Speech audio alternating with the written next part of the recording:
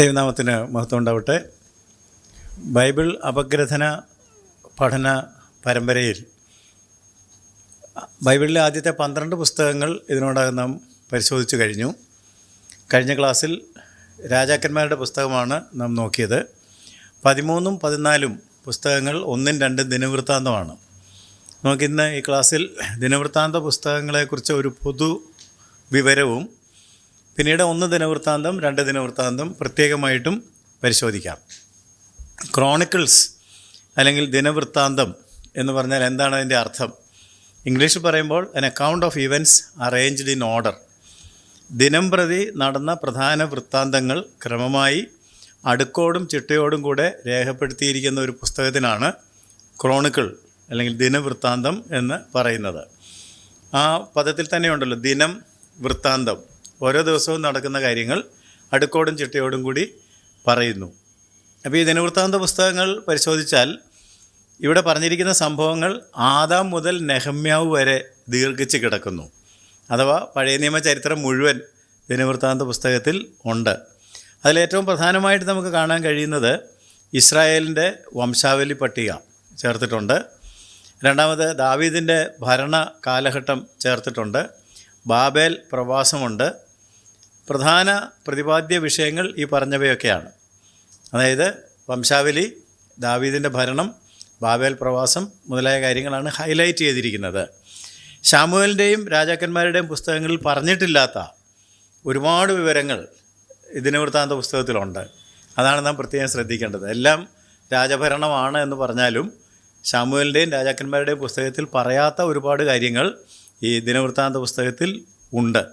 ഏറ്റവും പ്രധാനമായിട്ട് യെരുശലേം ദൈവാലയ നിർമ്മാണത്തിൻ്റെ വിശദാംശങ്ങളാണ് ഈ പുസ്തകം എടുത്തു കാണിക്കുന്നത്. ദിനവൃത്താന്ത പുസ്തകത്തിലെ പ്രധാനപ്പെട്ട വിഷയം യെരുശലേം ദേവാലയം, അതിൻ്റെ നിർമ്മാണം, അതിൻ്റെ പ്രതിഷ്ഠ, ഈ കാര്യങ്ങളാണ് ഹൈലൈറ്റ് ചെയ്ത് ഏറ്റവും പ്രധാനപ്പെട്ട ഒരു വിഷയമായിട്ട് ദിനവൃത്താന്ത പുസ്തകങ്ങളിൽ വിവരിച്ചിരിക്കുന്നത്.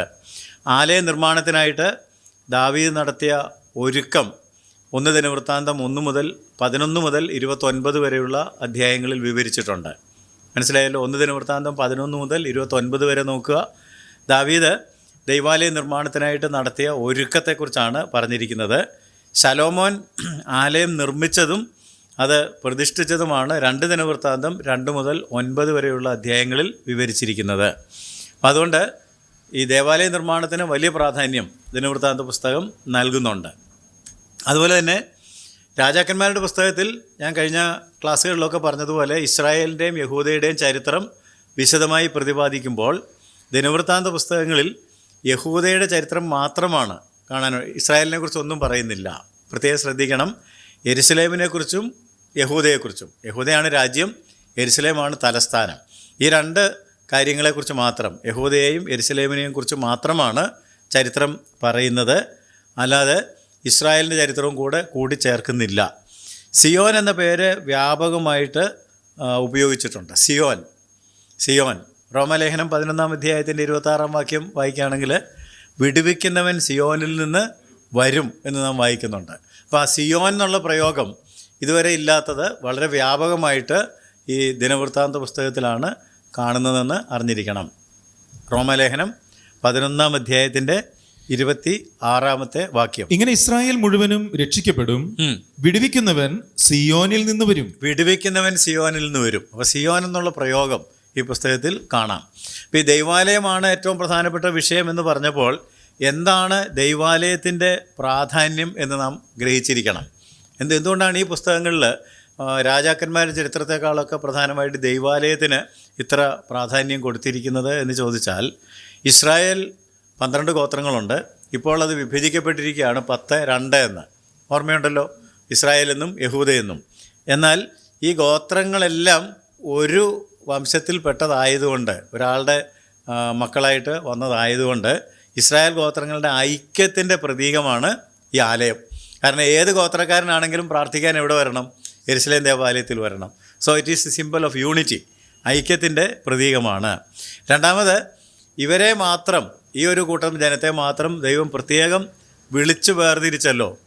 എന്നിട്ട് അവരോട് ദൈവം പറഞ്ഞല്ലോ, നിങ്ങൾക്ക് ഇഷ്ടമുള്ളിടത്തൊക്കെ യാഗം കഴിക്കാൻ പാടില്ല, നമ്മൾ രാജാക്കന്മാരുടെ പുസ്തകം പഠിച്ചപ്പോൾ ആ കാര്യം പരാമർശിച്ചതാണ്. ഞാൻ നിർദ്ദേശിക്കുന്ന സ്ഥലത്ത് മാത്രം. അപ്പോൾ ദൈവത്തിൻ്റെ ഉന്നത വിളി നമ്മെ ഓർമ്മപ്പെടുത്തുന്നതാണ് ഈ ആലയം. ഒന്നാമത് സിമ്പിൾ ഓഫ് യൂണിറ്റി, രണ്ടാമത് simple of the high calling of God.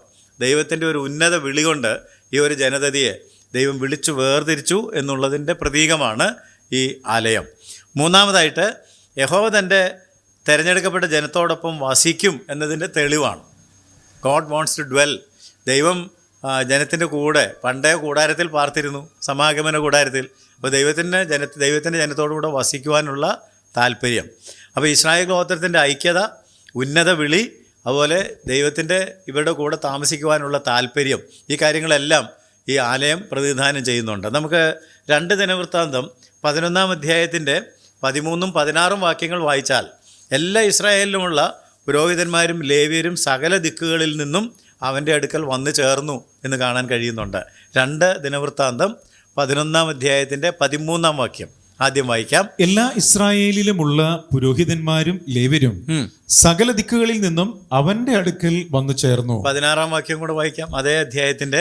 അവരുടെ പിന്നാലെ ഇസ്രായേലിന്റെ സകല ഗോത്രങ്ങളിൽ നിന്നും ഇസ്രായേലിന്റെ ദൈവമായ യഹോവയെ അന്വേഷിക്കേണ്ടതിന് മനസ്സുവെച്ചവരും തങ്ങളുടെ പിതാക്കന്മാരുടെ ദൈവമായ യഹോവയ്ക്ക് യാഗം കഴിക്കുവാൻ യെരൂശലേമിൽ വന്നു. അപ്പോൾ ഈ 2 വാക്യങ്ങളിലും സകല ഗോത്രത്തിലുമുള്ള എല്ലാ ഇസ്രായേലിലും എവിടെ വന്നു?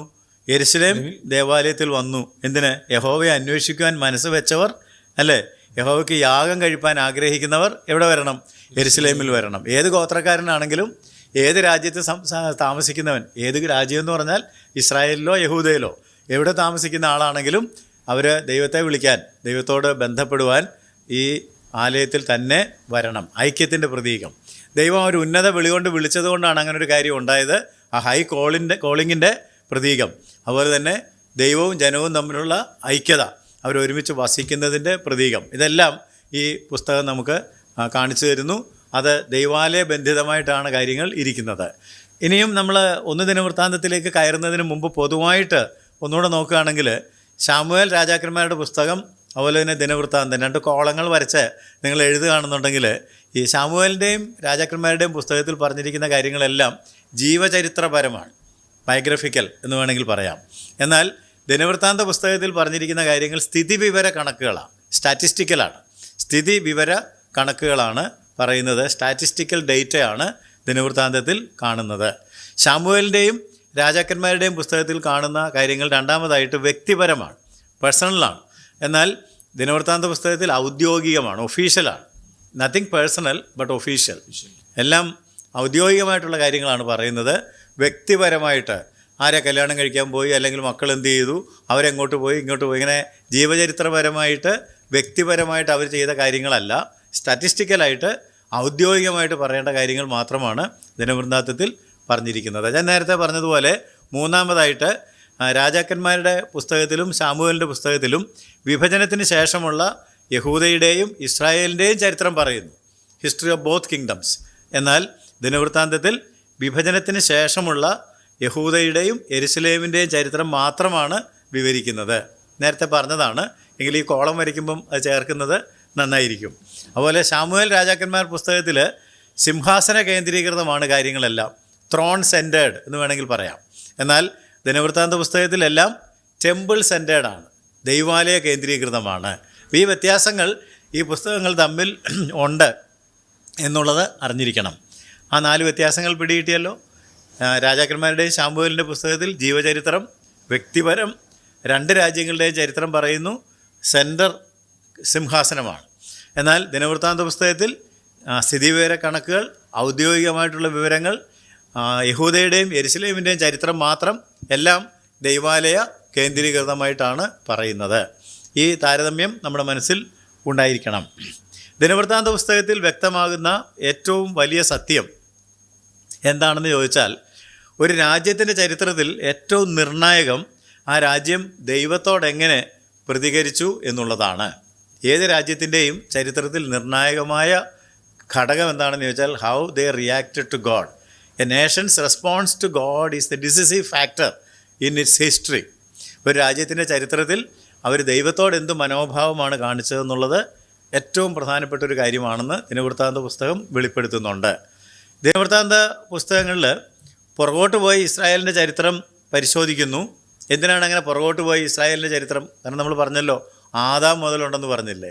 അങ്ങനെ പുറകോട്ട് പോയി ആദാം മുതൽ എന്തിനാണ് ചരിത്രം പരിശോധിക്കുന്നതെന്ന് ചോദിച്ചാൽ, ചരിത്രത്തിൽ നിന്ന് സുപ്രധാന പാഠം അവരും നമ്മളും ഉൾക്കൊള്ളാൻ, ചരിത്രം പരിശോധിച്ചെങ്കിൽ മാത്രമേ ചരിത്രത്തിൽ നിന്ന് പാഠങ്ങൾ ഉൾക്കൊള്ളാനായിട്ട് കഴിയുകയുള്ളൂ. അപ്പോൾ ആ പാഠം ഉൾക്കൊള്ളാൻ വേണ്ടിയാണ് ലേൺ ലെസൺസ് ഫ്രം. നമ്മൾ കൊരിന്ത്യ ലേഖനത്തിലൊക്കെ നമ്മുടെ ബുദ്ധി ഉപദേശത്തിനായി എഴുതിയിരിക്കുന്ന കാര്യമെന്ന് പറഞ്ഞാൽ 1 കൊരിന്ത്യ ലേഖനം 10-ാം അധ്യായത്തിൽ അപ്പോസ്തലൻ കൊരിന്തുകാരെ പഠിപ്പിക്കുന്നുണ്ടല്ലോ. നമ്മുടെ പിതാക്കന്മാരെല്ലാവരും അല്ലേ, മേഘത്തിന് കീഴും സമുദ്രത്തിന് കീഴും സ്നാനമേറ്റു, മോശയോട് ചേർന്നു, അവരൊരേ ആത്മീയ ആഹാരം, ഒരേ ആത്മീയ പാനീയം, അവരെ അനുഗമിച്ച പാറയിൽ നിന്നാണ് അവർ കുടിച്ചത്, ക്രിസ്തുവാണെന്നൊക്കെ പറഞ്ഞിട്ട് ലോകാവസാനം വന്നെത്തിയിരിക്കുന്ന നമ്മുടെ ബുദ്ധി ഉപദേശത്തിനായിട്ടാണ് ഇത് എഴുതിയിരിക്കുന്നത് എന്ന് പറഞ്ഞിട്ടുള്ളത് ഓർമ്മയുണ്ടാകുമല്ലോ.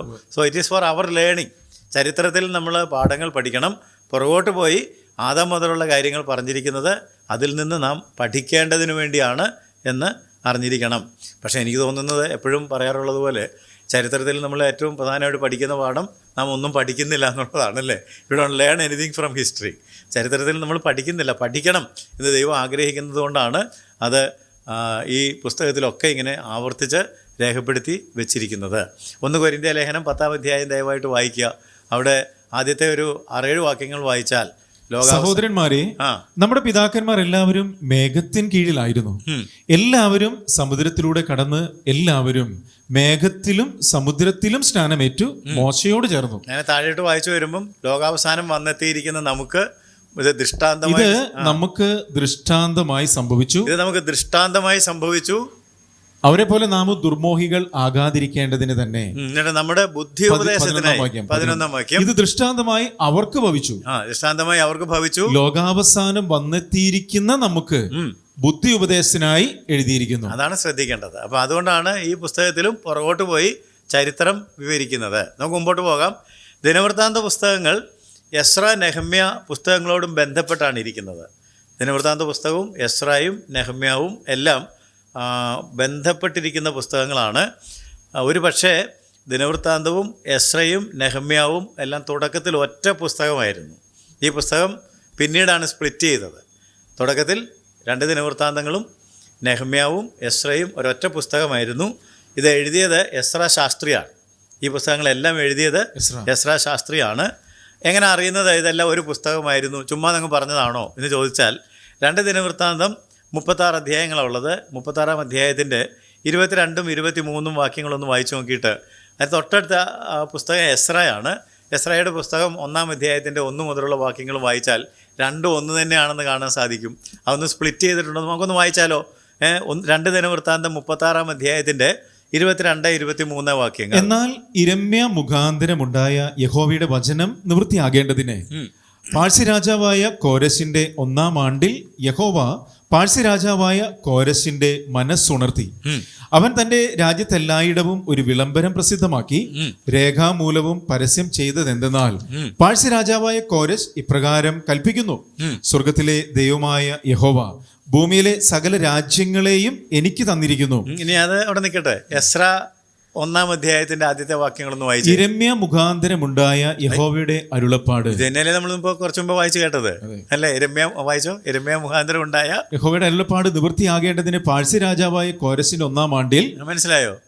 കാര്യം പിടി കിട്ടിയോ? 2 ഒന്നാണ്.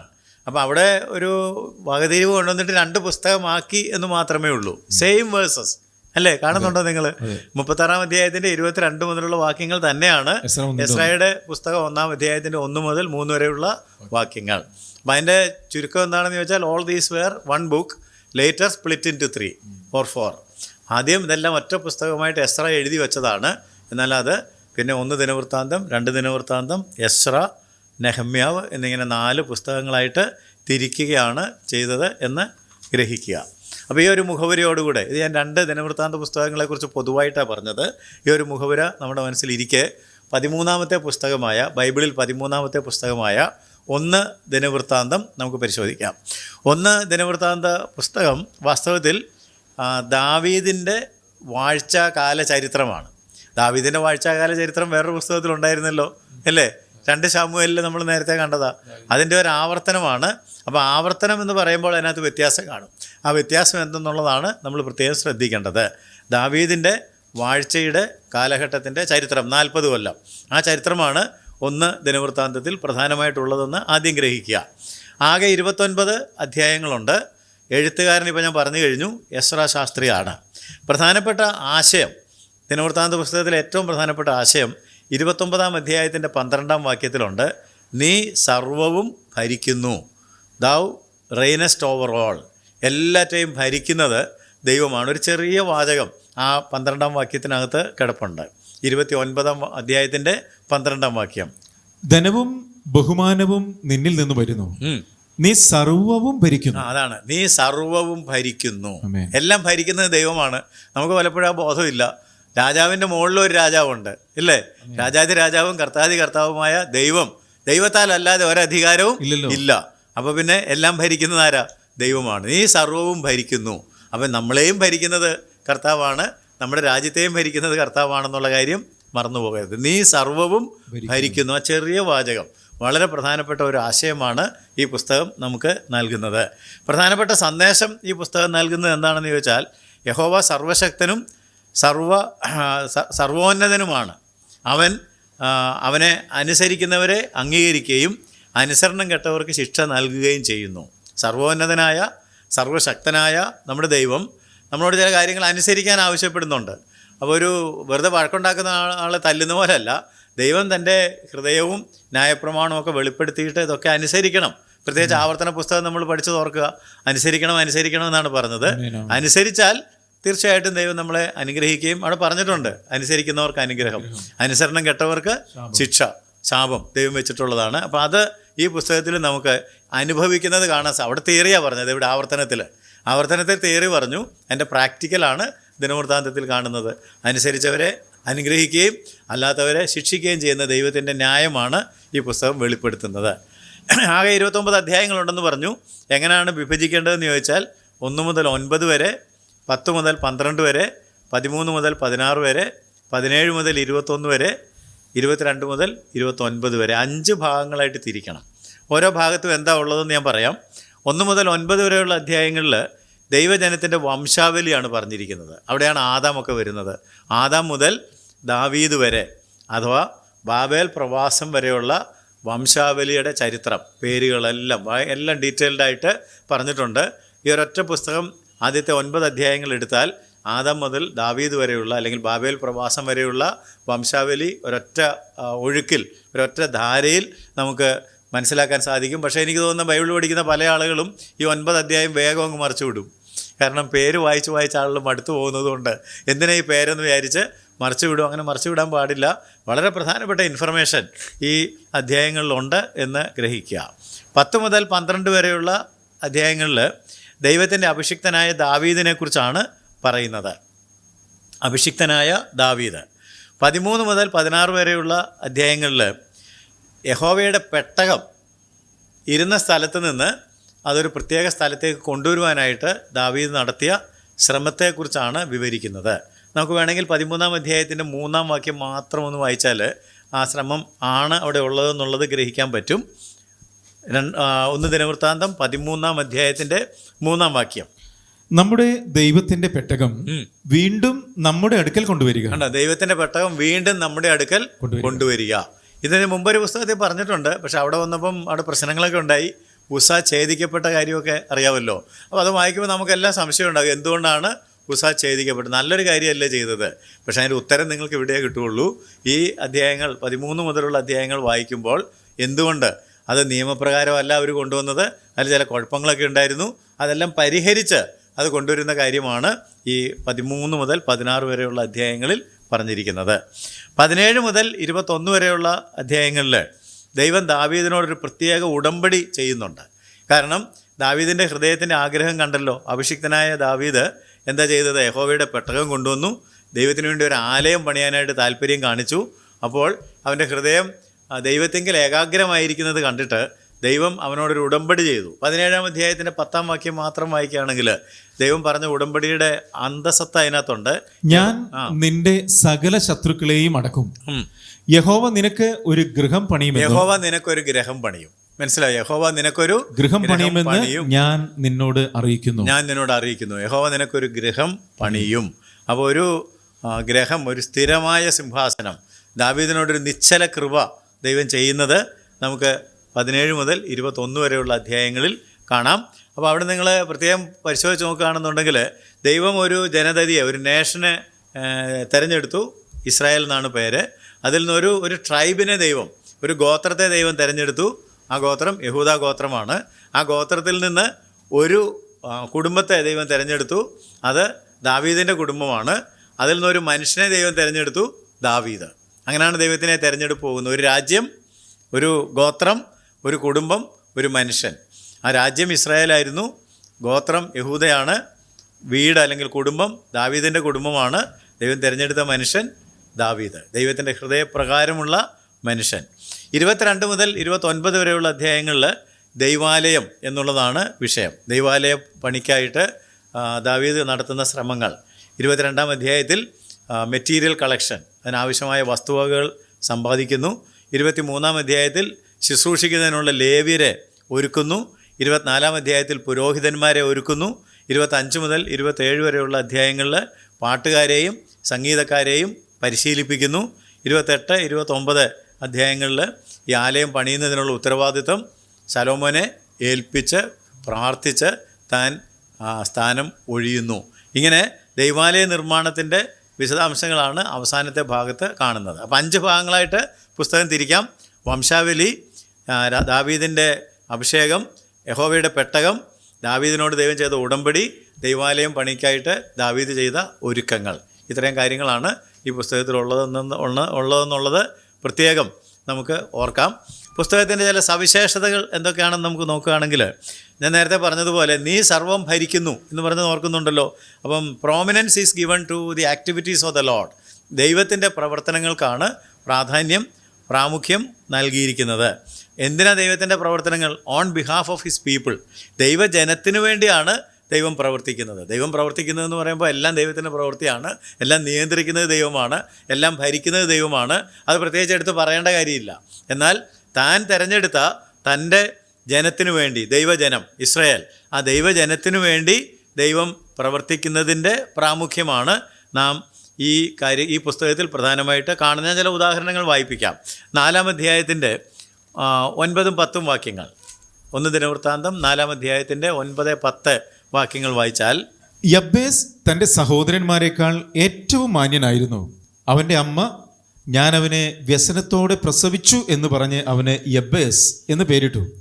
യബ്ബേസ് ഇസ്രായേലിൻ്റെ ദൈവത്തോട്, നീ എന്നെ നിശ്ചയമായി അനുഗ്രഹിച്ച് എൻ്റെ അതിര് വിസ്താരമാക്കുകയും നിന്റെ കൈ എന്നോട് കൂടെ ഇരുന്ന് അനർത്ഥം എനിക്ക് വ്യസന കാരണമായി തീരാതെ വണ്ണം എന്നെ കാക്കുകയും ചെയ്താൽ കൊള്ളാമായിരുന്നു എന്ന് അപേക്ഷിച്ചു.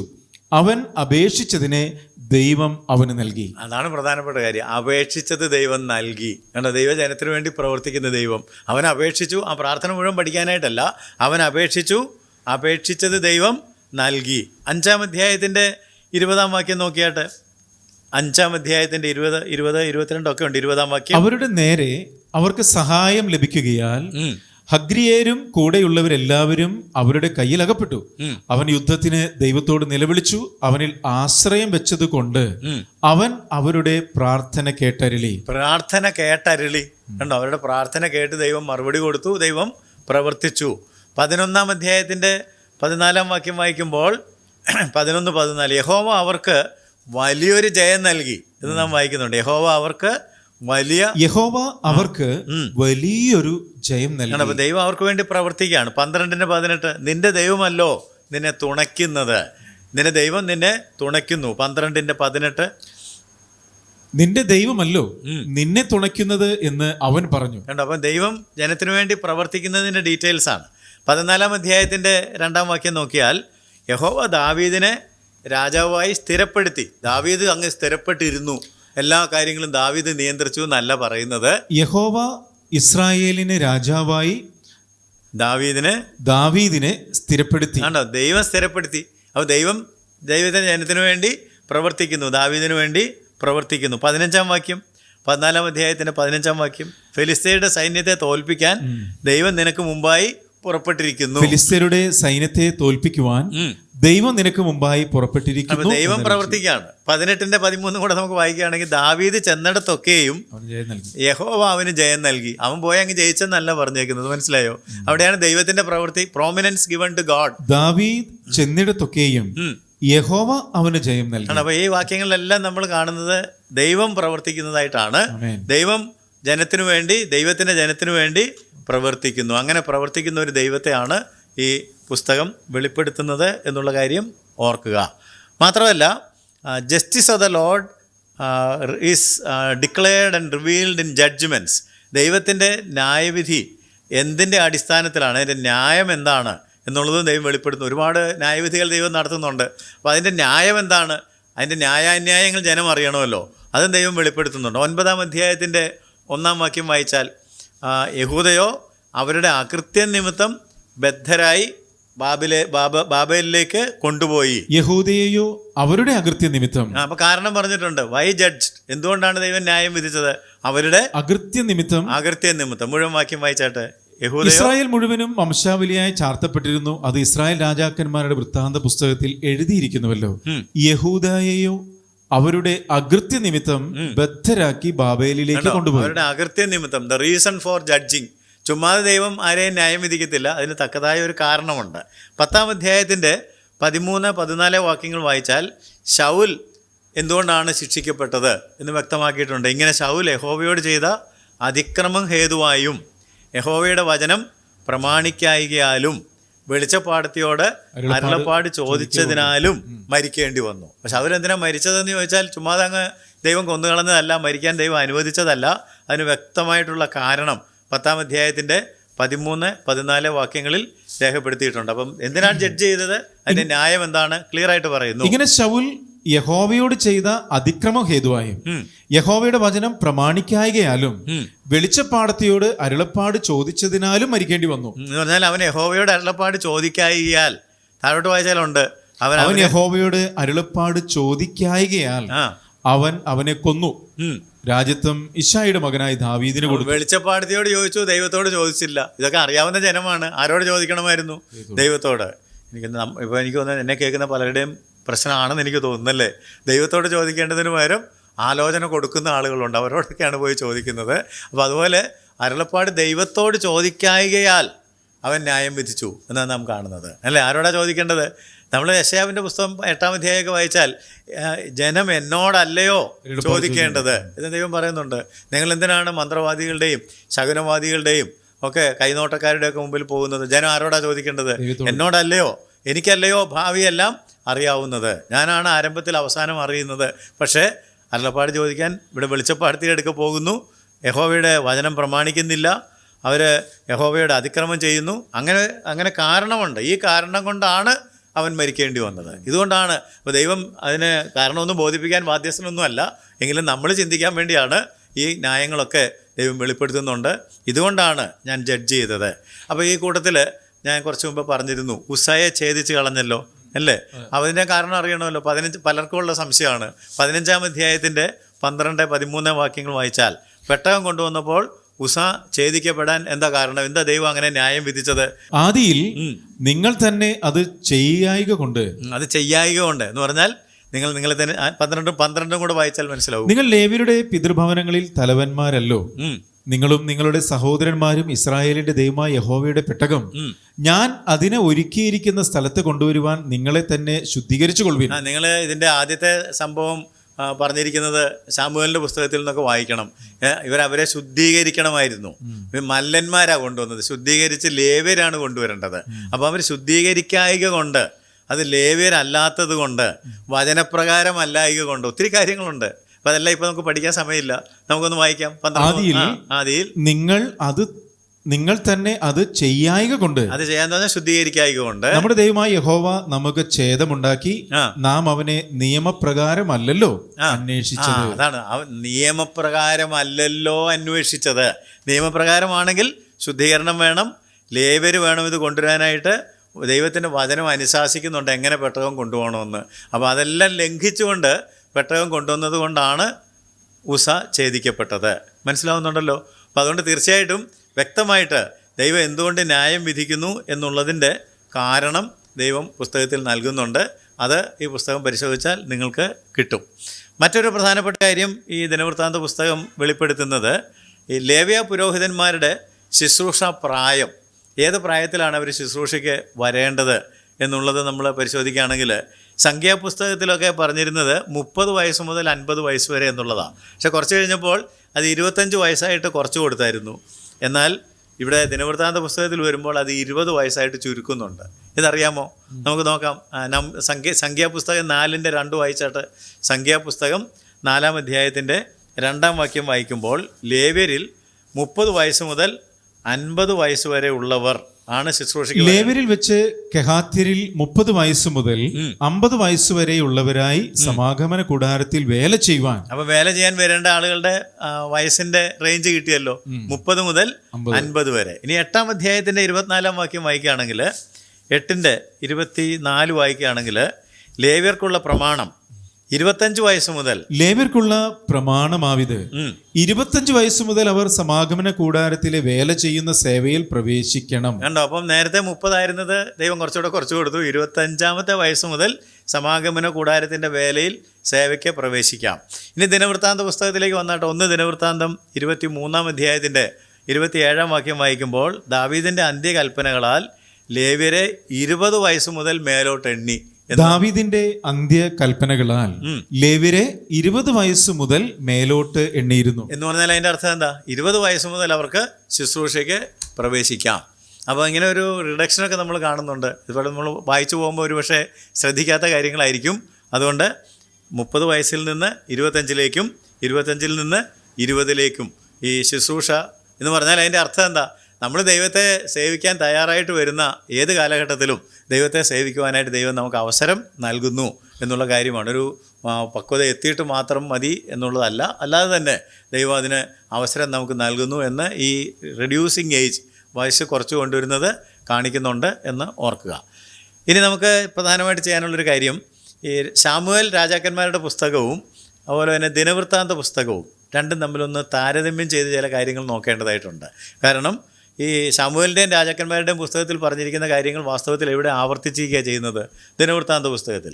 അപ്പോൾ ഈ ആവർത്തനത്തിൽ എന്ത് വ്യത്യാസമാണുള്ളതെന്ന് കാണണമെങ്കിൽ ചില കാര്യങ്ങളെങ്കിലും, എല്ലാം നമുക്ക് താരതമ്യം ചെയ്യാൻ ഒക്കുകയില്ല, അത്യാവശ്യം ചില കാര്യങ്ങളൊക്കെ ഒന്ന് താരതമ്യം ചെയ്ത് നോക്കിയാൽ ചില കാര്യങ്ങൾ ഗ്രഹിക്കാൻ പറ്റും. അതിൽ ഏറ്റവും പ്രധാനമായിട്ട് ആദ്യം തന്നെ മനസ്സിലാക്കിയിരിക്കേണ്ടത് ശമൂവേലിൻ്റെയും രാജാക്കന്മാരുടെയും പുസ്തകത്തിൽ പറഞ്ഞിരിക്കുന്നതൊക്കെ ഫ്രം ഹ്യൂമൻ പെർസ്പെക്റ്റീവ്, ഒരു മനുഷ്യൻ്റെ ദൃഷ്ടിയിലാണ് കാര്യങ്ങൾ പറഞ്ഞിരിക്കുന്നത്. എന്നാൽ ദിനവൃത്താന്തത്തിൽ എല്ലാം ഡിവൈൻ പെർസ്പെക്റ്റീവ്. കാരണം ഇവിടെ ദൈവാലയം ഏറ്റവും പ്രധാനപ്പെട്ട വിഷയമായതുകൊണ്ട് ദൈവം എങ്ങനെ കാര്യങ്ങളെ കാണുന്നു. മറ്റേത് മനുഷ്യരുടെ ചരിത്രം, നേരത്തെ ബയോഗ്രഫിക്കൽ എന്നൊക്കെ പറഞ്ഞത് ഓർമ്മയുണ്ടോ? ജീവചരിത്രപരമായതുകൊണ്ട് ഈ ജീവചരിത്രം രചിച്ച ആളുകളും ജീവിച്ച ആളുകളും എങ്ങനെ കാര്യങ്ങളെ കണ്ടു എന്നുള്ളതാണ് ശമൂവേൽ രാജാക്കന്മാർ പുസ്തകത്തിലുള്ളത്. എന്നാൽ ദൈവം എങ്ങനെ കാര്യങ്ങളെ കണ്ടു, ഒരേ സംഭവം, മനസ്സിലായോ? പെട്ടകം കൊണ്ടുവന്നൊരു കാര്യം, അത് ജനം എങ്ങനെ കണ്ടു, ദാവീദ് എങ്ങനെ കണ്ടു എന്നുള്ളതാണ് രാജാക്കന്മാരുടെ പുസ്തകത്തിൽ. എന്നാൽ അതെങ്ങനെ ദൈവം കണ്ടു എന്നുള്ളതാണ് ദിനവൃത്താന്ത പുസ്തകത്തിൽ. ഒരു ഉദാഹരണം പറഞ്ഞപ്പോൾ മനസ്സിലായി കാണും. അങ്ങനെ കുറച്ച് കാര്യങ്ങളുണ്ട്, ഒരു 5-6 കാര്യങ്ങൾ നമുക്കൊന്ന് നോക്കാം കേട്ടോ. ഒന്നാമത് ശമൂവേലിൻ്റെയും രാജാക്കന്മാരുടെയും പുസ്തകത്തിൽ 1 ശമൂവേൽ 31-ാം അധ്യായം വായിക്കുകയാണെങ്കിൽ ഫെലിസ്ത്യർ ശൗലിനെ കൊന്നു എന്നാണ് എഴുതിയിരിക്കുന്നത്. വായിച്ചു നോക്കിയാൽ നമുക്കറിയാമല്ലോ ആരാ ശൗലിനെ കൊന്നത്. ഫെലിസ്ത്യർ. സിമ്പിളാണ്, വാക്യമൊന്നും പറയാതെ തന്നെ. എന്നാൽ ദിനവൃത്താന്തത്തിലേക്ക് വന്നാട്ടെ 1 ദിനവൃത്താന്തം 10-ാം അധ്യായത്തിൻ്റെ 1 മുതൽ 14 വരെയുള്ള വാക്യങ്ങൾ വായിക്കുകയാണെങ്കിൽ ശൗലിൻ്റെ മരണം ദൈവത്തിൻ്റെ തീരുമാനപ്രകാരമാണ് നടന്നത്, അല്ലേ? ദൈവത്തിൻ്റെ തീരുമാനപ്രകാരം. അപ്പോൾ ഫെലിസ്ത്യർ എന്ന് പറയുന്നത് ദൈവത്തിന് വേണ്ടി ഒരു പണി ചെയ്ത ആളുകളെന്ന് മാത്രമേ ഉള്ളൂ. ദൈവം അങ്ങനെ തീരുമാനിച്ചിരുന്നു. അത് നിങ്ങൾ ആ വാക്യങ്ങൾ വായിച്ചു നോക്കിയാൽ മനസ്സിലാവും. എന്നാൽ 1 ശമൂവേൽ 31 വായിച്ചാൽ ആ ഇംപ്രഷൻ കിട്ടത്തില്ല. ഒരു യുദ്ധത്തിന് പോയി, ആ യുദ്ധത്തിൽ ശൗൽ പരാജയപ്പെട്ടു, ഫെലിസ്ത്യർ ശൗലിനെ കൊന്നുകളഞ്ഞു എന്നേ നമുക്ക് തോന്നുകയുള്ളൂ. Isn't it? വായിച്ചിട്ടുണ്ടോ നിങ്ങൾ? വായിച്ചിട്ടുണ്ടെങ്കിൽ അങ്ങനെ തോന്നുകയുള്ളൂ. എന്നാൽ ദിനവൃത്താന്ത പുസ്തകത്തിലേക്ക് വന്ന 10-ാം അധ്യായത്തിൻ്റെ ആദ്യത്തെ 14 വാക്യങ്ങൾ വായിക്കുമ്പോൾ ആ ശൗലിൻ്റെ മരണമെന്ന് പറയുന്നത് ദൈവത്തിൻ്റെ ഒരു തീരുമാനമായിരുന്നു.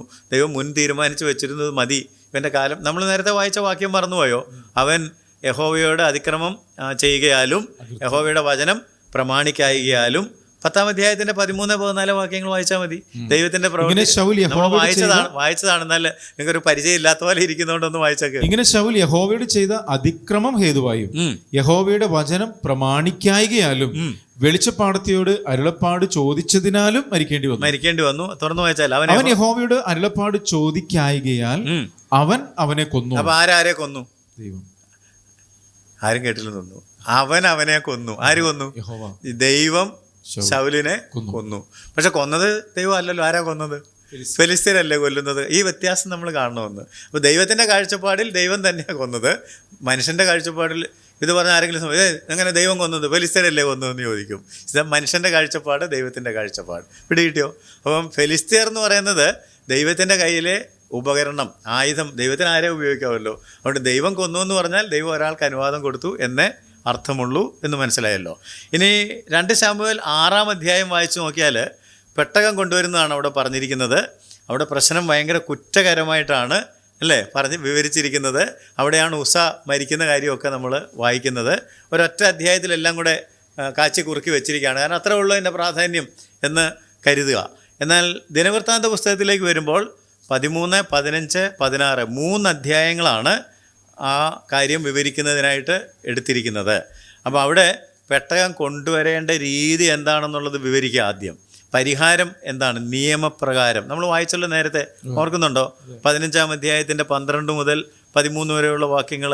അവിടെ ദാവീദിന്റെ കുറ്റസമ്മതമാണ് നമ്മൾ കണ്ടത് അല്ലേ? എന്താ ദാവീദ് കുറ്റം സമ്മതിക്കുന്നത്? നമ്മൾ നിയമപ്രകാരമല്ലല്ലോ അന്വേഷിച്ചത്. 13-ാം വാക്യം ഒന്ന് വായിച്ചേ. 15-ന്റെ 13. 1 ദിനവൃത്താന്തം 15-ാം അധ്യായത്തിന്റെ 13-ാം വാക്യത്തില് ദാവീദ് കുറ്റം സമ്മതിക്കുന്നത്, ആദിയിൽ നിങ്ങൾ തന്നെ അത് ചെയ്യായ്ക കൊണ്ട് നമ്മുടെ ദൈവമായ യഹോവ നമുക്ക് ഛേദമുണ്ടാക്കി, നാം അവനെ നിയമപ്രകാരമല്ലല്ലോ. ഇതാരെ പറയുന്നത്? ദാവീദ് രാജാവ് പറയുകയാണ്. He confusing it. അവനാ ബോധ്യം വന്നു. എന്നിട്ട് അപ്പോൾ ദൈവത്തിൻ്റെ പേഴ്സ്പെക്റ്റീവ് എങ്ങനെയായിരുന്നു കൊണ്ടുവരേണ്ടത്? നിയമം ഉണ്ടായിരുന്നു. അതാ. പക്ഷെ മറ്റേ അങ്ങനെയല്ല, ഞങ്ങളങ്ങ് കൊണ്ടുപോയി. അത് മനുഷ്യൻ്റെ കാഴ്ചപ്പാടാണ്. അപ്പോൾ ദൈവത്തിൻ്റെ പണിഷ്മെൻറ്റ് കിട്ടി. എന്നാൽ എങ്ങനെയായിരുന്നു വേണ്ടത് എന്ന് കൃത്യമായിട്ട് കണ്ടോ. ഈ ഒരു താരതമ്യമാണ് ഗോഡ്സ് പെർസ്പെക്റ്റീവ്, മാൻസ് പെർസ്പെക്റ്റീവ്. ഇത് രണ്ടും. അതുപോലെ തന്നെ 2 ശമൂവേൽ 11, 12 അധ്യായങ്ങളിൽ നമ്മൾ വായിക്കുന്നതും വളരെ ചർച്ച ചെയ്യുന്നതും എന്താണെന്നറിയാമോ? ദാവീദ് ഒരു വലിയ പാപം ചെയ്തു അല്ലേ? ഗ്രേറ്റ് സിൻ ഓഫ് ഡേവിഡ് എന്നൊക്കെ അല്ലേ പറയുന്നത്? ആ കാര്യമാണ്. എന്നാൽ ദിനവൃത്താന്ത പുസ്തകം നിങ്ങൾ വായിച്ചാൽ അങ്ങനെ ഒരു പരാമർശമേ ഇല്ല. ഞാൻ പറഞ്ഞ മനസ്സിലായോ? ദാവീദ് ചെയ്ത പാപത്തെക്കുറിച്ച് ഒരു പരാമർശമേ ഇല്ല. അതെന്തുകൊണ്ടായിരിക്കും? അതാണ് ദൈവത്തിൻ്റെ സ്വഭാവം, ദൈവത്തിൻ്റെ പെർസ്പെക്റ്റീവ്. നമ്മൾ പാപം ഏറ്റു പറഞ്ഞാൽ എന്തു ചെയ്യും? അത് ക്ഷമിച്ചു, മറന്നു, അത് സമുദ്രത്തിൻ്റെ ആഴത്തിൽ കുഴിച്ചിട്ടു, അത് പുറകിൽ എറിഞ്ഞു കളഞ്ഞു, ഉദയം അസ്തമയത്തോട് അകന്നിരിക്കുന്നത് പോലെ അതിനെ അകറ്റിക്കളഞ്ഞു, കാർമുകിനെ പോലെ അതിനെ മായച്ചു കളഞ്ഞു. പിന്നെ അതിൻ്റെ രേഖയില്ല. ദൈവത്തിൻ്റെ പുസ്തകത്തിൽ അതിൻ്റെ കണക്കില്ല, രേഖയില്ല. മനസ്സിലാവുന്നുണ്ടോ? അപ്പം വാസ്തവത്തിൽ നമ്മൾ ദിനവൃത്താന്തമൊക്കെ പരിശോധിച്ചിട്ട് ദാവീദിൻ്റെ പാപം പറഞ്ഞിട്ടില്ലല്ലോ ഒന്നും വിഷമിക്കേണ്ടെന്ന് അത് പറയാൻ ഉദ്ദേശിക്കുന്നില്ല. കാരണം ദൈവം അത് അവൻ ഏറ്റുപറഞ്ഞ് ഉപേക്ഷിച്ചപ്പോൾ 2 സങ്കീർത്തനം പോലും ഉണ്ടല്ലോ, 51, 32 ഒക്കെ. അതോടെ ദൈവത്തിൻ്റെ കണക്കിൽ നിന്ന് അത് ഇല്ലാതായി. കാരണം അവൻ ക്ഷമിച്ചത് മറന്നു, പിന്നെ അതിൻ്റെ കണക്ക് പറഞ്ഞുകൊണ്ടിരിക്കുന്നില്ല. അതുപോലെ തന്നെ 4-മതായിട്ടൊരു കാര്യം നമ്മൾ കാണേണ്ടത് 21-ാം അധ്യായം, ദിനവൃത്താന്തം 21-ാം അധ്യായത്തിൽ ദാവീദിൻ്റെ 2-മത്തെ ഒരു പാപം പറയുന്നുണ്ട്. എന്താണ് 2-മത്തെ ഒരു പാപം? ജനത്തെ എണ്ണുന്നതാണ്. പക്ഷെ അതേക്കുറിച്ച് ഈ രാജാക്കന്മാരുടെ പുസ്തകത്തിലോ ശമൂവേലിൻ്റെ പുസ്തകത്തിലോ പരാമർശമില്ല. നിങ്ങൾ വായിച്ചു നോക്കിയാൽ അവിടെ അങ്ങനെ ഒരു പരാമർശമില്ല. എന്നാൽ ദിനവൃത്താന്ത പുസ്തകത്തിൽ അങ്ങനെ ഒരു പരാമർശം വന്നിട്ടുണ്ട്. അതെന്തിനാ അപ്പം നേരത്തെ പറഞ്ഞതിനെ നിങ്ങളിപ്പോൾ കണ്ടോ, പാപം ദൈവം ഓർക്കുന്നുണ്ടല്ലോ എന്ന്. ചിലപ്പോൾ ഞാൻ കുറച്ച് മുമ്പ് എന്താ പറഞ്ഞത്? ദൈവം പാപം ഓർക്കുന്നില്ല. എന്നാൽ ഇവിടെ പാപം ഓർക്കുന്നതായിട്ട് കാണുന്നുണ്ട്. എന്താണെന്ന് ചോദിച്ചാൽ ആ പാപത്തിൻ്റെ പരിണിത ഫലമായിട്ട് എന്ത് സംഭവിച്ചു എന്ന് ചോദിച്ചാൽ ദൈവാലയം പണിയാനായിട്ട് ഒരു സ്ഥലം വാങ്ങാനായിട്ട് ഇടയായി. മനസ്സിലാവുന്നുണ്ടോ? അപ്പോൾ ആ സ്ഥലം വാങ്ങുന്ന കാര്യം പറയണം. പാപം ചെയ്താൽ പോലും അതിനെ ഭംഗിയാക്കി മാറ്റാൻ കഴിയുന്ന ദൈവത്തിൻ്റെ കരവിരുത്. ആ 21-ാം അധ്യായത്തിൻ്റെ 24, 25 വാക്യങ്ങളൊന്ന് നോക്കിയേ. അപ്പോൾ അവിടെ പരിഹാരമായിട്ട് ഒരു യാഗം കഴിക്കാൻ പറഞ്ഞു. യാഗം കഴിക്കാൻ പറഞ്ഞപ്പോൾ ഒർന്നാൻ്റെ കളത്തിൽ പോയിട്ട് അവിടെ യാഗം കഴിക്കാൻ തീരുമാനിച്ചപ്പോൾ ഒർന്നാൻ എന്ത് പറഞ്ഞു? ഈ സ്ഥലം വെറുതെ എടുത്തോളാൻ പറഞ്ഞു. അപ്പോൾ ദാവീദ് എന്ത് പറഞ്ഞു? ഇല്ല, എനിക്ക് ചെലവ് കൂടാതെ ദൈവത്തിന് യാഗം കഴിക്കുകയല്ല, അത് വിലയ്ക്ക് മാത്രമേ ഞാൻ വാങ്ങുകയുള്ളൂ. അപ്പോൾ ആ കാര്യം പറയാൻ വേണ്ടിയാണ് ഈ അധ്യായത്തിൽ ആ പരാമർശം വന്നിരിക്കുന്നത്. 21, 24, 25 വാക്യങ്ങൾ വായിച്ചാൽ അധ്യായം മുഴുവൻ നിങ്ങൾ പഠിച്ചോണം. ദാവീദ് രാജാവ് ഒർന്നാനോട് അങ്ങനെയല്ല, ഞാൻ മുഴുവിലക്കേ അത് വാങ്ങുകയുള്ളൂ, ഞാൻ മുഴുവിലക്കേ അത് വാങ്ങുകയുള്ളൂ, നിനക്കുള്ളത് ഞാൻ യഹോവയ്ക്കായിട്ട് എടുക്കുകയില്ല, ചെലവ് കൂടാതെ ഹോമയാഗം കഴിക്കുകയുമില്ല എന്ന് പറഞ്ഞു. അങ്ങനെ ദാവീദ് ആ സ്ഥലത്തിന് 100 ശേക്കെൽ പൊന്ന് ഒർന്നാന് കൊടുത്തു. ദാവീദ് അവിടെ യഹോവയ്ക്ക് ഒരു യാഗപീഠം പണിതു, ഹോമയാഗങ്ങളും സമാധാന യാഗങ്ങളും കഴിച്ചു, യഹോവയോട് പ്രാർത്ഥിച്ചു. അവൻ ആകാശത്ത് നിന്ന് ഹോമപീഠത്തിന്മേൽ തീ ഇറക്കി. ഇത് വായിച്ചിട്ടുണ്ടോ എവിടെങ്കിലും? അതായത് നമ്മള് ഏലിയാവ് തീ ഇറക്കിയതൊക്കെ ഭയങ്കര പ്രസംഗമുണ്ടല്ലേ, പക്ഷെ ഇവിടെ തീ ഇറങ്ങിയല്ലോ. എന്നോട് വായിച്ചത് യഹോവയോട് ചെലവ് കൊടുത്ത് യാഗം കഴിച്ചപ്പോൾ യഹോവയോട് പ്രാർത്ഥിച്ചപ്പോൾ ഇത് സംഭവിച്ചു. യഹോവയോട് പ്രാർത്ഥിച്ചു, അവൻ ആകാശത്ത് നിന്ന് ഹോമപീഠത്തിന്മേൽ തീ ഇറക്കി അവൻ ഉത്തരമരുളി. അപ്പം ഒരു റെയർ സംഭവമല്ല, ഇടയ്ക്കൊക്കെ ഇങ്ങനെ സംഭവിച്ചിട്ടുണ്ട്. ഇങ്ങനെ ദൈവജനത്തിന് തീ ഇറങ്ങണമെങ്കിൽ ചെലവ് ചെയ്യണമെന്ന്. നാം ചെലവ് ചെയ്ത് ദൈവത്തിന് യാഗം, ഒരു ചെലവും കൂടാതെ യാഗം കഴിക്കുന്നതുകൊണ്ട് എങ്ങും തീ ഇറങ്ങാത്തത് കേട്ടോ. അതുകൊണ്ട് ചെലവ് ചെയ്ത് യാഗം കഴിച്ചപ്പോൾ പിന്നീട് ആ സ്ഥലത്താണ് യെരുശലേം ദേവാലയം ഉണ്ടായത് എന്നറിയാമല്ലോ. അപ്പോൾ ആ കാര്യം പറയാൻ വേണ്ടിയാണ് ഈ പാപത്തിൻ്റെ കാര്യം എടുത്തു പറഞ്ഞത് എന്ന് ഓർക്കുക. ഇനി മറ്റൊരു പ്രധാനപ്പെട്ട കാര്യം 5-ാമതായിട്ട് ഞാൻ നിങ്ങളെ ഓർമ്മപ്പെടുന്നത് 2 ശമൂവേൽ 2-ാം അധ്യായത്തിൻ്റെ 8-ാം വാക്യം നമുക്കൊന്ന് വായിക്കുകയാണെങ്കിൽ, ശൗലിൻ്റെ മകൻ ഈശ്ബോശത്ത് എന്ന് പറയുന്ന ഒരാൾ രാജസ്ഥാനത്തേക്ക് വരുന്നത് നമുക്കവിടെ കാണാം. ശൗലിൻ്റെ സേനാപതിയായിരുന്ന അബ്നേറാണ് ഈശ്ബോശത്തിനെ രാജാവാക്കി വെക്കുന്നത്. അത് കുറേ പ്രശ്നങ്ങളൊക്കെ പിന്നീട് ഉണ്ടാക്കുന്നുണ്ട് അല്ലേ. 2 ശമൂവേൽ 2-ാം അധ്യായത്തിൻ്റെ 8-ാം വാക്യത്തിൽ, ശമൂവേലിന്റെ പുസ്തകത്തിലാണല്ലോ ദാവീദിന്റെ വാഴ്ച നാം കാണുന്നത്. എന്നാൽ ശൗലിന്റെ സേനാപതിയായ നേരിന്റെ മകൻ അബ്നേർ ശൗലിന്റെ മകനായ ഈശ്ബോശത്തിനെ മഹനയിലേക്ക് കൂട്ടിക്കൊണ്ടുപോയി. അവനെ ഗിലെയാദ്, അശൂരി, ഇസ്രായേൽ, എഫ്രൈം, ബെന്യാമിൻ എന്നിങ്ങനെ എല്ലാ ഇസ്രായേല്യർക്കും രാജാവാക്കി. അപ്പം ഈശ്ബോശത്തിനെ രാജാവാക്കി എന്നുള്ളത് എല്ലാവർക്കും അറിയാം. പക്ഷെ ഈശ്ബോശത്തിന് വേറൊരു പേരുണ്ടായിരുന്നു എന്ന് ദിനവൃത്താന്തം വായിക്കുമ്പോഴാണ് നമ്മൾ കാണുന്നത്. ആ പേര് നോക്കിയാൽ നമുക്ക് മനസ്സിലാകുന്നൊരു കാര്യം, ഈ ശൗലിനെ ദൈവം കൊന്നു കളഞ്ഞു ഇച്ചിരി മുമ്പേ പറഞ്ഞില്ലേ, ഓർക്കുന്നുണ്ടോ? അതെന്തുകൊണ്ടാണ് എന്ന് ആ വാക്യത്തിൽ നിന്ന് മുഴുവനായിട്ട് വ്യക്തമായില്ലെങ്കിൽ ഈ വാക്യം വായിക്കുമ്പോൾ ചിലപ്പോൾ പിടികിട്ടും. 1 ദിനവൃത്താന്തം 8-ാം അധ്യായത്തിൻ്റെ 33-ാം വാക്യം വായിക്കുക. 1 ദിനവൃത്താന്തം 8-ാം അധ്യായത്തിൻ്റെ 33-ാം വാക്യം. ഈ ഈശ്ബോശത്തിനൊരു വേറൊരു പേര്, നേർ കീശിനെ ജനിപ്പിച്ചു, കീശ് ശൗലിനെ ജനിപ്പിച്ചു, ശൗൽ യോനാഥാനെയും മിൽക്കിഷുവായെയും അഭിനാദാബിനെയും എശ്ബാലിനെയും ജനിപ്പിച്ചു. ഈശ്ബോശത്തിന്റെ വേറൊരു പേരാണെങ്കിൽ ശരിക്കുള്ള പേരെന്താണ്? എശ്ബാൽ എന്ന് പറഞ്ഞാൽ, എശ്ബാൽ എന്ന് പറഞ്ഞാൽ എന്താ അർത്ഥം? മാൻ ഓഫ് ബാൽ, ബാലിൻ്റെ ആള്. ആരായി ബാലാരാ? ബാലിൻ്റെ മകൻ, മാൻ ഓഫ് ബാൽ, ബാലിൻ്റെ മകൻ എന്നാണ്. അപ്പോൾ എന്താ, ശൗലിൻ്റെ വിശ്വാസത്യാഗത്തിന് ശേഷം ജനിച്ച മകനാണ് ആര്? യശ്ബാൽ അല്ലെങ്കിൽ ഈശ്ബോശത്ത്. അപ്പോൾ എന്താ സൂചന? അദ്ദേഹം ശൗലിപ്പോൾ ആരെ ആരാധിക്കാൻ തുടങ്ങി? ബാലിനെ ആരാധിക്കാൻ തുടങ്ങി. എന്തുകൊണ്ട് നമുക്കിത് മനസ്സിലാക്കുന്നില്ല? അത് ശൗല് ദൈവത്തെ വിട്ടുമാറി, ദൈവത്തിൻ്റെ ആത്മാവ് അവനെ വിട്ടുമാറി. അങ്ങനെ വന്നപ്പോൾ അവൻ്റെ ആരാധന ബാലിലേക്ക് മാറി അല്ലേ? ശൗൽ ബാൽ ആരാധന തുടങ്ങി എന്നതിൻ്റെ സൂചനയാണ്. അത് മിക്കവാറും ശരിയാകാനുള്ളൊരു സാധ്യത കാണുന്നുണ്ട്. അതുകൊണ്ടാണ് നാം നേരത്തെ 10-ാം അധ്യായത്തിൻ്റെ 13-14 വാക്യങ്ങൾ ഇങ്ങനെ, ശൗൽ യഹോവയോട് ചെയ്ത അതിക്രമം ഹേതുവായും യഹോവയുടെ വചനം പ്രമാണിക്കുകയാകിയാലും വെളിച്ചപ്പാടത്തിയോട് ചോദിക്കാൻ പോയി. അങ്ങനെ കാര്യം കണ്ടില്ല. അപ്പോൾ വെളിച്ചപ്പാടത്തിയോട് ചോദിക്കാൻ പോയതിൻ്റെയൊക്കെ അടിസ്ഥാനം എന്താ? അവൻ ബാലാരാധന തുടങ്ങി, ജാതികീയ ആചാരങ്ങളൊക്കെ അവൻ തുടങ്ങി. അപ്പോൾ അങ്ങനെ ജനിച്ച മകന് എന്ത് പേരിട്ടു? യശ്ബാൽ. നമ്മൾ ശ്രദ്ധിക്കും, പേരൊക്കെ വായിക്കണം എന്ന് പറഞ്ഞാൽ അതുകൊണ്ടാണ്. ഈശ്ബോശത്ത് യശ്ബാലാണ് ശരിക്കും, യശ്ബാൽ. അപ്പോൾ യശ്ബാൽ എന്ന് പറഞ്ഞാൽ son of Baal, man of Baal, ബാലിൻ്റെ മകൻ, ബാലിൻ്റെ ആൾ എന്നാണ്. അപ്പോൾ തൻ്റെ മകൻ അങ്ങനെ പേരിടണമെന്നുണ്ടെങ്കിൽ അവൻ്റെ ഉള്ളിൽ ആരാധന ദൈവത്തിൽ നിന്ന് മാറി ഒരു അന്യ ആരാധനയിലേക്ക്, ഒരു വിഗ്രഹ ആരാധനയിലേക്ക് അല്ലേ? കാരണം അവനെ വേറൊരു ആത്മാവ് ബാധിച്ചെന്നൊക്കെ ഉള്ളത് വായിച്ചിട്ടുണ്ടോ? അപ്പോൾ ഇതൊക്കെ വളരെ പ്രധാനപ്പെട്ട കാര്യങ്ങളാണ്, ഗോഡ്സ് പെർസ്പെക്റ്റീവ്. അതുകൊണ്ടാണ് അവനെ കൊന്നു എന്ന് പറഞ്ഞത്. ദൈവം തന്നെ അവനെ കൊന്നു കളഞ്ഞത്. എന്തുകൊണ്ടാണ്? അവൻ ദൈവത്തോടല്ല ഇപ്പോൾ ആരാധനയും വിധേയത്വവും ഉള്ളത്. ഈ കാര്യങ്ങളൊക്കെ ഈ പുസ്തകം പഠിക്കുമ്പോൾ നമുക്ക് കിട്ടുന്നു. ഒരു കാര്യം കൊണ്ട് ഞാൻ പറഞ്ഞോട്ടെ, ഈ നമ്മൾ ശമൂവേലിൻ്റെയും മറ്റ് രാജാക്കന്മാരുടെയൊക്കെ പുസ്തകം വായിക്കുമ്പോൾ യാക്കോബ് എന്ന് കാണാം. എന്നാൽ യാക്കോബിൻ്റെ പേര് ദൈവം മാറ്റിയായിരുന്നല്ലോ, പേര് മാറ്റിയിട്ട് ഇസ്രായേൽ. ദിനവൃത്താന്ത പുസ്തകത്തിൽ യാക്കോബിനെ യാക്കോബ് എന്നല്ല ഇസ്രായേൽ എന്നാണ് മിക്ക സ്ഥലങ്ങളിലും വിളിച്ചിരിക്കുന്നത്. അപ്പോൾ ദൈവം യാക്കോബിനെ മറന്നു. നേരത്തെ പറഞ്ഞതുപോലെ ദൈവം ചിലതൊക്കെ മറന്നു. ദൈവം പുതിയതിട്ടാൽ ഇട്ടു. അങ്ങനെയാണ്. നമുക്ക് വായിക്കാം. 1-ാം അധ്യായത്തിൻ്റെ 34-ാം വാക്യം നോക്കുകയാണെങ്കിൽ, വംശാവലിയാണ് പറയുന്നത്.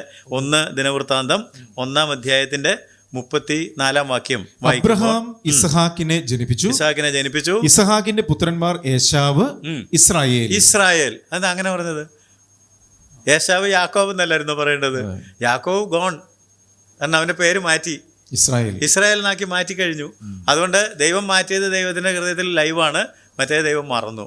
മനസ്സിലായോ? യാക്കോബ് പോയി ഇപ്പോൾ ആരായി? ഇസ്രായേൽ. 2-ാം അധ്യായത്തിന്റെ 1-ാം വാക്യം. ഇസ്രായേലിന്റെ പുത്രന്മാരാണ്. ഇസ്രായേലിനോ യാക്കോബിന്റെ പുത്രന്മാരെന്നല്ലേ പറയേണ്ടിയിരുന്നത്? നമ്മളിതൊക്കെ ശ്രദ്ധിക്കണം കേട്ടോ. ഇസ്രായേലിന്റെ പുത്രന്മാർ. ഇനി ബാക്കി നിങ്ങൾക്ക് ഞാൻ ഹോംവർക്ക് വിടുകയാണ്. അതുകൊണ്ട് ഈ പുസ്തകത്തിൽ വംശാവലി വായിക്കുമ്പോൾ യാക്കോബ് എന്നുള്ളതിന് പകരം മിക്കവാറും കാണുന്നത് എന്താണ്? ഇസ്രായേൽ. കാരണം ദൈവത്തിൻ്റെ പെർസ്പെക്റ്റീവിൽ ദൈവം നോക്കുമ്പോൾ യാക്കോബിനെ ഇപ്പോൾ ആരായിട്ടാണ് കാണുന്നത്? സപ്ലാന്ററായിട്ട്, ഉപായിയായിട്ടല്ല കാണുന്നത്. അവനെ കാണുന്നത് ദൈവത്താൽ ഭരിക്കപ്പെടുന്ന ഇസ്രായേൽ. ഇസ്രായേൽ എന്ന് പറഞ്ഞാൽ എന്താ? 2 വാക്കുകള ഏൽ ഇസ്രായേൽ. ദൈവമാണ്, ദൈവത്താൽ ഭരിക്കപ്പെടുന്നവൻ, ദൈവം നോക്കുന്നവൻ, ദൈവം നടത്തുന്നവൻ. ഇസ്രായേൽ. അവൻ യാക്കോബല്ല. യാക്കോബ് എന്ന് പറഞ്ഞാൽ അവൻ തന്നെ അവനെ നോക്കി നടത്തുകയായിരുന്നു. അത് പരാജയമായിരുന്നു. ഇപ്പോൾ ആരായി? ദൈവം ഭരിക്കുന്നവനായി. Governed by God. ആ ഒരു മാറ്റം വന്നതുകൊണ്ട് ഈ പുസ്തകത്തിൽ നാം ഇസ്രായേൽ എന്നുള്ള പ്രയോഗമാണ് കാണുന്നത്. അപ്പോൾ ഇതൊക്കെ പ്രത്യേകം ശ്രദ്ധിക്കേണ്ട കാര്യമാണ്. ഈ പുസ്തകത്തിലെ പ്രധാന സന്ദേശവും കൂടെ പറഞ്ഞ് നമുക്ക് ഈ പുസ്തകത്തിൻ്റെ പഠനം അവസാനിപ്പിക്കാം. ഏറ്റവും പ്രധാനപ്പെട്ട സന്ദേശം എന്താണെന്ന് ചോദിച്ചാൽ, ദിസ് ബുക്ക് മാഗ്നിഫൈസ് ഗാഡ്. ദൈവത്തെയാണ് ഏറ്റവും ഉദാത്തമായിട്ട്, ഉന്നതമായിട്ടുള്ളൊരു സ്ഥലത്തേക്ക് ദൈവത്തെ മഹത്വപ്പെടുത്തിക്കൊണ്ട് and give him the right place in Israel. Israel ഏറ്റവും ഉന്നതമായ സ്ഥാനം ദൈവത്തിനാണ് കൊടുത്തിരിക്കുന്നത്. അതാണ് നമ്മൾ ആദ്യം വായിച്ച ഒരൊറ്റ വാക്യത്തിനകത്തുണ്ട്, 29:12. എന്താ? നീ സർവവും ഭരിക്കുന്നു. He reigneth over all. സർവവും ഭരിക്കുന്നു. അപ്പം അതിനകത്ത് എന്താ? ദൈവത്തിന് ആ സ്ഥാനം കൊടുത്താൽ അവൻ സർവവും ഭരിക്കുന്നു, എല്ലാം അവൻ്റെ നിയന്ത്രണത്തിലാണ് എന്ന യാഥാർത്ഥ്യത്തിലേക്ക് നമുക്ക് വരാനായിട്ട് സാധിക്കും. നീ സർവവും ഭരിക്കുന്നു. അതാണ് ഈ പുസ്തകത്തിൻ്റെ ഏറ്റവും പ്രധാനപ്പെട്ട വിഷയം. ഈ ആശയങ്ങൾ വെച്ചുകൊണ്ട് നിങ്ങൾ 1 ദിനവൃത്താന്ത പുസ്തകം വായിക്കുക. തീർച്ചയായിട്ടും കൂടുതൽ കാര്യങ്ങൾ കണ്ടെത്തുവാനും മെയിൻ ലിങ്ക് ഡിസ്ക്രിപ്ഷനിൽ കാണുന്നതിലേക്ക് പോയാൽ അവിടെ നമ്മൾ പഠിച്ച കാര്യങ്ങൾ ഗ്രഹിക്കുന്നതിനും ഇടയാകും. ഈ വചനങ്ങളാൽ ദൈവം നമ്മെ സഹായിക്കട്ടെ. ദൈവത്തിന് സ്തോത്രം.